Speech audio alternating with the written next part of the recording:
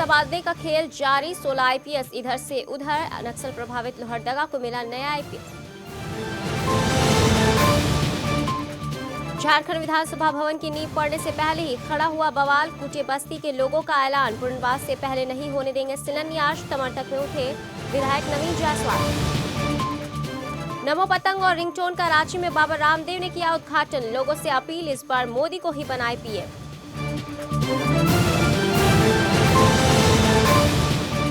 किशनगंज में दुष्कर्म के आरोपी ने दी कानून व्यवस्था को खुली चुनौती। जेल से ही बच्ची का अपहरण करवाने का आरोप, शिकायत वापस लेने का बनाया दबाव। और बेगूसराय में दोहरे हत्याकांड मामले में फास्ट ट्रैक कोर्ट का फैसला। 7 दोषियों को उम्र कैद। साल 2009 में हुई थी स्वर्ण व्यवसायी 2 भाइयों की हत्या।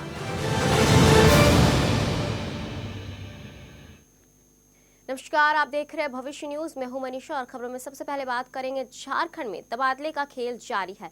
इस बार सरकार ने 16 आईपीएस के तबादले किए हैं। नए सरकारी फरमान के मुताबिक मृत्युंजय कुमार को लोहरदगा का नया एसपी बनाया गया है। साथ ही आपको बता दें, जितेंद्र कुमार पुलिस अधीक्षक बोकारो गए हैं। इसके साथ ही सुधीर कुमार झा गढ़वा, हेमंत टोप्पो धनबाद, साकेत कुमार सिंह पुलिस अधीक्षक अपराध अनुसंधान विभाग झारखंड, कुलदेव द्विवेदी समेष्ठा झारखंड, श्री पंकज कंबोज जमशेदपुर, श्री मदन मोहन लाल खरसावा सरायकेला, श्री नरेंद्र कुमार सिंह पुलिस अधीक्षक चाईबासा, श्री अनूप टी मैथ्यू टाटीसिल्वे रांची, संगीता कुमारी कोडरमा, सुनील सिंह हजारीबाग, श्री पटुल मयूर कन्हैयालाल का अनुसंधान पुलिस अधीक्षक अनुसंधान अपराध में झारखंड में भेजा गया है। श्री इंद्रजीत महथा को कैंप धुरवा कैंप गुमला भेजा गया है। वहीं श्री वाईएस रमेश पुलिस अधीक्षक को पलामू, श्री शशिकांत कुजूर गोविंदपुर धनबाद इनका स्थानांतरण किया गया है। योग गुरु बाबा रामदेव ने रांची में प्रेस कॉन्फ्रेंस में मोदी को परफेक्ट पीएम बताया है। उन्होंने आप पार्टी और कांग्रेस के गठबंधन पर भी निशाना साधा। बाबा रामदेव ने राहुल गांधी को कांग्रेस के राहु काल बताया है।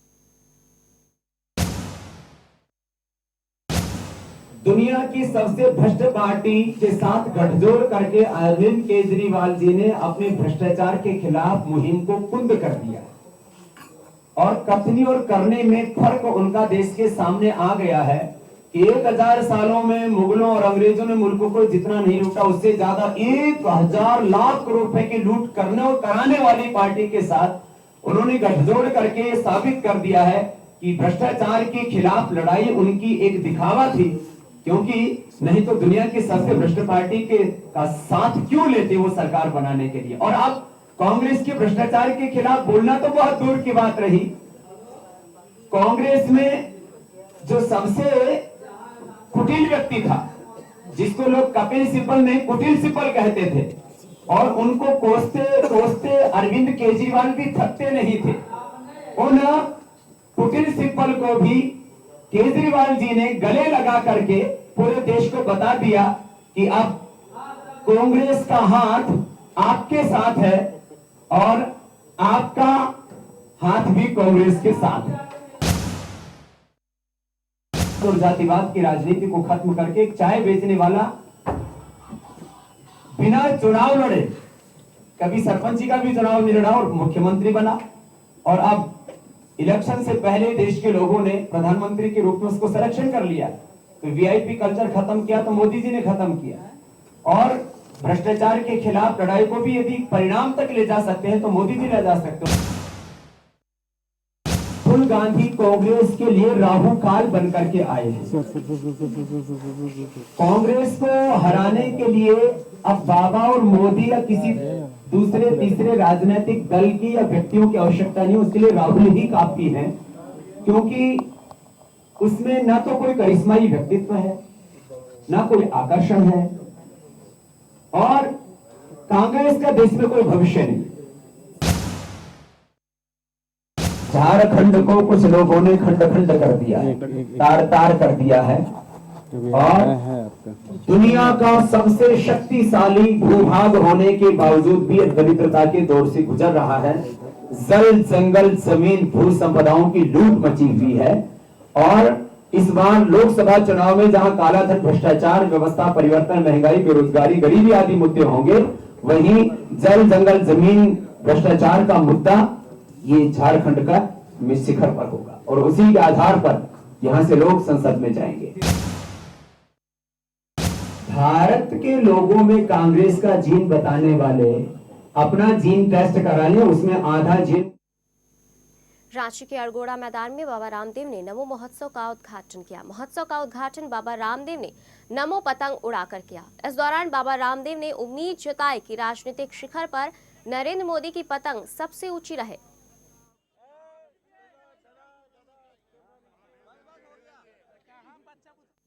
बाबा रामदेव ने रांची के अड़गोड़ा में नमो पतंग उत्सव का उद्घाटन किया। उन्होंने लोगों से अपील की कि इस बार नरेंद्र मोदी को ही प्रधानमंत्री बनाए। इस बारे में कार्यक्रम संयोजक संजय सेठ से बात की हमारे संवाददाता प्रकाश तिवारी ने। योग गुरु बाबा रामदेव ने नमो पतंग महोत्सव का उद्घाटन रांची के अड़गोड़ा में पतंग उड़ाकर किया। भाजपा इसको किस प्रकार लेती है, हमारे साथ नमो के संयोजक संजय सेठ जी हैं, इनसे हम बात करते हैं कि भाजपा किस तरह से इस पतंग महोत्सव को लेगी। देखिए, भारतीय जनता पार्टी की बात नहीं है, यह हमारी संस्कृति का परिचायक है। हम अपनी संस्कृति छोड़ रहे थे, हमारे बच्चे पतंग उड़ाना भूल गए, लैपटॉप और टैब में बिजी हो गए, शारीरिक क्षमता कम हो रही है और इसीलिए यह पतंग उत्सव मनाया आज से शुरू हुआ, यह हर वर्ष होगा। जहां तक बात रही नमो पतंग उत्सव महोत्सव, हम सबके दिलों के राजा, देश के भावी प्रधानमंत्री, हम कहते हैं कि युवाओं के राजा, युवाओं के आइकॉन, गरीब जनता की आशा के किरण नरेंद्र मोदी धरती के आकाश तक सिर्फ नमो ही नमो छाए रहे, इसीलिए यह नमो पतंग महोत्सव का नाम दिया गया है। आज इसी के लिए आज नमो रिंग टोन भी आज लॉन्च की गई है। स्वामी रामदेव जी महाराज ने पतंग उड़ाकर इसका शुरुआत की और दूसरी ओर वो सीडी लॉन्च कर नमो ट्यून को भी लॉन्चिंग आज स्वामी रामदेव जी ने किया। बाबा रामदेव ने पतंग उड़ाते समय एक चीज की कामना की है कि मोदी का पतंग राजनीतिक में सबसे ऊंचे शिखर पर उड़े। तो क्या लगता है कि झारखंड की जैसी राजनीतिक स्थिति है, ऐसे में भाजपा लोकसभा में क्या कुछ कर दिखाएगी? देखिए, अब तो आम जनता, हमारे झारखंड की 14 सीटें हैं, वो 14 की 14 सीटें भारतीय जनता पार्टी की झोली में जाएंगी। अब लोग जैसे कहते हैं ना, अर्जुन ने जब तीर मारा तो मछली नहीं देख रहे थे, अर्जुन आंख की पुतली देख रहे थे। इसलिए झारखंड की 3.25 करोड़ जनता प्रत्याशी नहीं देख रही है, वो नरेंद्र मोदी को प्रधानमंत्री को बनना है, वो नरेंद्र मोदी को देख रही है। इसलिए 14 की 14 सीटें भाजपा की झोली में जाएगी। आज आम लोगों के दिल में बस गए हैं नरेंद्र मोदी, क्योंकि महंगाई, भ्रष्टाचार, घोटाला, काला धन आम आदमी त्राहिमाम कर रहा है। घर की हमारी महिलाएं बहनें त्राहिमाम कर रही हैं, उनका चौका बर्बाद हो गया, वो महंगाई से त्राहिमाम कर रही हैं। इसलिए सबकी आशा है, सबकी इच्छा है और ईश्वर की भी यही इच्छा है कि नरेंद्र मोदी इस देश के प्रधानमंत्री बने। जी, तो साफ तौर पर इनका कहना यह है कि नरेंद्र मोदी ही इस भारत का कल्याण कर सकते हैं और ऐसे में जीत कर दिल्ली नरेंद्र मोदी ही पहुंचे। कैमरामैन मुर्शीद के साथ प्रकाश तिवारी, भविष्य न्यूज, रांची। झारखंड विकास मोर्चा 20 जनवरी को बैठक कर राज्यसभा चुनाव के संबंध में फैसला लेगी। खूंटी में पार्टी सुप्रीमो बाबूलाल मरांडी ने कहा कि चुनाव में भाग लेने या नहीं लेने का फैसला सर्वसम्मति से होगा। उन्होंने पिछले चुनाव के दौरान हुई गलतियों से सबक लेते हुए अन्य विधायकों को खरीद फरोख्त की राजनीति से दूर रहने की अपील की। सिमडेगा जाने के दौरान खूंटी में पार्टी सुप्रीमो ने बताया कि उनकी पार्टी सभी 14 लोकसभा सीटों पर अपने उम्मीदवार उतारेगी और अन्य दलों से पहले ही उम्मीदवारों की घोषणा करेगी।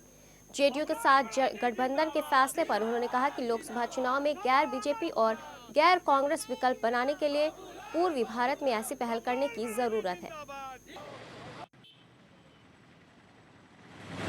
अभी पार्टी ने तय नहीं किया है, कल ही घोषणा हुई है और 20 तारीख को पार्टी के पदाधिकारियों की बैठक बुलाएंगे और उसमें जो पार्टी तय करेगी आप सब लोगों को बता दी जाएगी। उम्मीदवार प्रकार से पूरे प्रदेश में झारखंड विकास मोर्चा योगदान करने वालों की एक लंबी कतारें हैं और मैं कह सकता हूं कि 2014 के चुनाव में एक तरफ झारखंड विकास मोर्चा है और दूसरी तरफ शेष राजनीतिक पार्टियां होंगी। इसमें जो समान विचारधारा के जो राजनीतिक पार्टियां जो देश में गैर कांग्रेस गैर बीजेपी सरकार के पक्षधर हैं, वैसे सभी दल मिलकर के चुनाव लड़े और एक दरभंगा से भाजपा सांसद कीर्ति आजाद की लोकसभा की उम्मीदवारी पर खतरा मंडरा रहा है। मंगलवार को खुद कीर्ति ने ये आशंका जताई। उन्होंने कहा कि वो 3 बार यहां से चुनाव लड़ चुके हैं और इस बार भी यहां से दावेदार है। कुछ लोग उनके खिलाफ षड्यंत्र कर रहे हैं और उनका टिकट काटे जाने की कोशिश में लगे हैं। उन्होंने कहा कि पिछले लोकसभा चुनाव में भी उनका टिकट काटने की कोशिश की गई थी, लेकिन उन्हें टिकट भी मिला और जीत भी मिली। हम तो पिछले 3 बार से यहाँ लड़ रहे हैं और पार्टी हमें लड़ा रही है। पार्टी अगर कहती है कि आप दरभंगा से ज़्यादा कहीं दूसरी जगह आप चुनाव लड़ें, ऐसा कोई सवाल ना सामने आया है, ना हमें कोई सवाल दिखता है। हम चुनाव जीते हैं। पिछली बार भी हमें यहाँ से टिकट न मिले और हराने का षड्यंत्र किया गया था। कुछ लोगों ने किया था, कुछ लोग थे। पार्टी हमें फिर से यहाँ पे अवसर दे, ऐसा हम चाहेंगे। हालांकि षड्यंत्र जरूर चल रहा है। झारखंड विधानसभा के नए भवन के निर्माण में नई समस्या खड़ी हो गई है। 21 जनवरी को मुख्यमंत्री हेमंत सोरेन कोटे बस्ती में विधानसभा भवन का शिलान्यास करने वाले हैं, लेकिन इससे पहले ही स्थानीय लोग विरोध में खड़े हो चुके हैं। ग्रामीणों को राज्य सरकार पर उस आश्वासन पर भरोसा नहीं है जो सरकार ने विधानसभा में दिया था। सरकार ने तब कहा था कि विस्थापितों को पहले पुनर्वासित किया जाएगा, तभी विधानसभा भवन बनाया जाएगा, लेकिन ऐसा नहीं होता देख ग्रामीण भयभीत है। वहीं आजसू विधायक नवीन जायसवाल भी ग्रामीणों के समर्थक में उतर चुके हैं।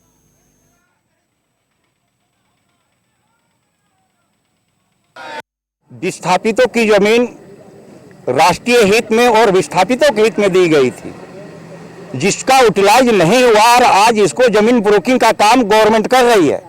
एग्जाम्पल के तौर पर आपको सीआईसेफ को 75 लाख रुपए डिसमिल बेचा है और हमसे 32 रुपये डिसमिल लिया है। आपका आंदोलन कहाँ तक रहेगा? हमारा आंदोलन जब तक शरीर में एक बूंद भी कतरा खून रहेगा तब तक आंदोलन रहेगा।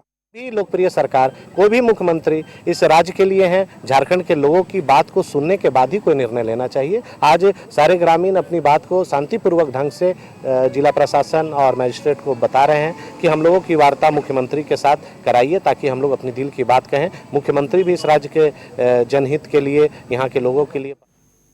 बुलेटिन में यहाँ रुकेंगे एक छोटे से ब्रेक के लिए, जल्द लौटेंगे।